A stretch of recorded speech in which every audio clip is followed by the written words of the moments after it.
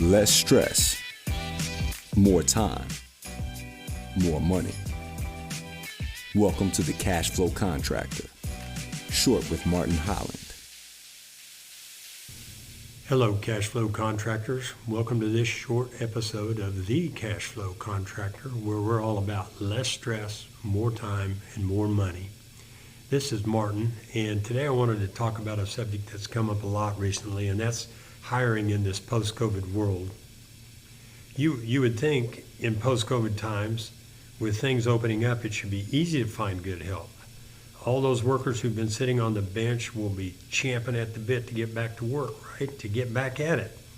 Well, as you surely know, that's not what's happening. Almost all of my clients are hiring, and all of them are having a hard time attracting even applicants.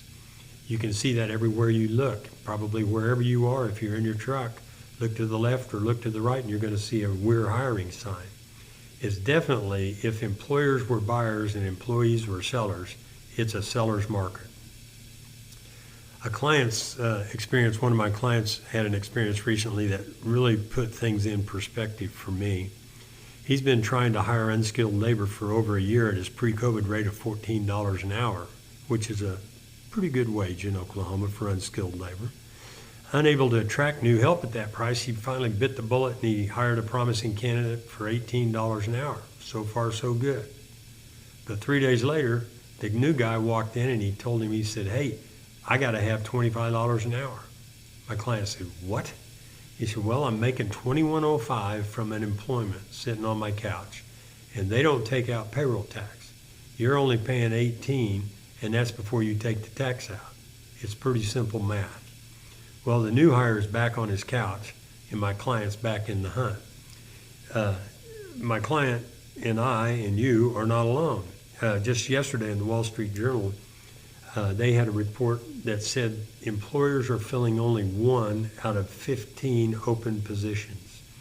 And of the companies that they surveyed, a little over 90%, 90.5%, reported that the lack of workers is the number one factor in scarcity of products and scarcity of services, which is in turn the number one factor in the price increases that we're all seeing.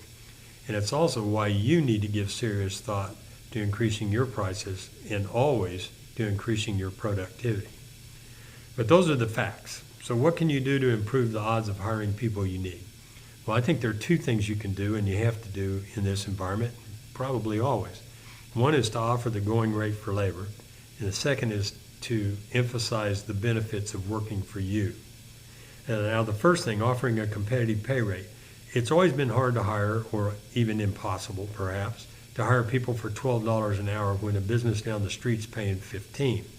It's even harder now when we're competing with the largesse of our omnipresent, beneficial Uncle Sam government unemployment benefits. We have to accept that the current environment has raised wages. As much as we might be disgusted by it, it's understandable that a guy would stay home for $21 an hour without taxes taken out, rather than working for $18 with taxes taken out. So you have to accept that the current environment has raised wages, and you have to know and offer what it takes to compete in your market. So that's a given. You might be able to pick off somebody at the old rate, and you can try it, but if it's not working, we have to get competitive with the pay rate. So that's the first thing. The second thing is to stand out among employers competing for people, and that begins with the ad that you place on Indeed or ZipRecruiter or Craigslist or wherever you post your job ads.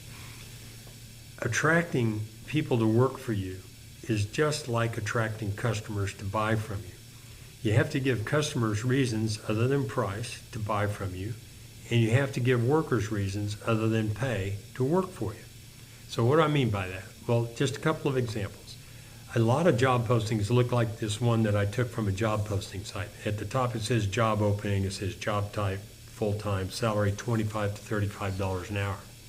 But then it goes on and it says, "We are looking to hire a journeyman electrician to work in the name of the town. This will be a service job that will require you to manage many jobs at once." And then the next thing, right under bold letters, is requirements. You must have your own hand tools. You must have completion of a relevant apprenticeship.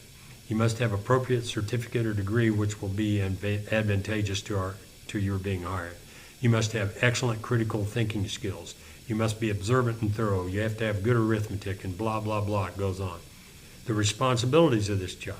You're going to have to carry standard equipment and parts at all time. You're going to have to perform inspections, assessments, and you're going to have to liaise with clients to ascertain issues that warrant attention. Monitor inventory at all times. You're going to have to log in and record resources spent on each task in order to determine costs. And again, blah, blah, blah, much more responsibilities. At the bottom it says salary. Pay scale will be determined on experience. Well, what's compelling or attractive about that ad? It's all about what the employer wants. What's in it for the new hire? A wage? Well, he or she can get that anywhere. Why should they come work for this company over the hundreds of other companies that are also looking to hire a journeyman electrician? It's like posting an ad for your product that simply lists the dimensions of the box it comes in. Now compare that to this job ad that one of my clients posted. I think it's much better. It starts out with a job opening, but it says, "We are seeking a service sales representative to join our team. Do you love to talk to people, build relationships, and have fun while earning a $60,000 base salary plus unlimited commissions? Do you want a career instead of a job? Do you want respect from the company you work for and the people you work with? If you're an honest, passionate, independent person who is looking for an opportunity to make a great living, we want to talk to you. What we do isn't easy, and it's not for everyone. But if you're ready to bet on yourself and have the stuff, we're ready to bet on you too. It's a great life, and we'd love to talk to you." Now that ad has personality. It shows that the company understands and cares about what the hire wants. And it's more than just a list of duties and responsibilities. It uses language that says more than the text itself. It uses words like join, team, respect, fun, career, love, relationship, passion. We want to bet on you. It's a great life. And it gives candidate insights into the culture of the business. So if you were a prospective employer or a seller in a seller's market, a prospective employee, a seller in a seller's market, which ad would you click on? The sterile list of must-adds and duties, or the opportunity to work with a team that's demonstrated that they understand what you want, if you want those things. If you even want a shot at hiring new hires or attracting new hires, you have to offer a competitive salary and you have to write an ad that appeals to candidates. What about you? Are you offering a competitive salary, and does your ad entice them, or does it put them to sleep? Take a look at it, read it, think about what I've said, and rewrite that ad.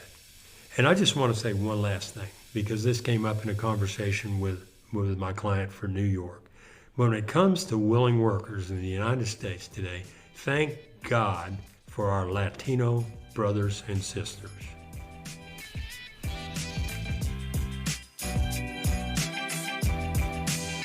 Thanks for listening to The Cash Flow Contractor. Check out our website in the show notes or visit thecashflowcontractor.com.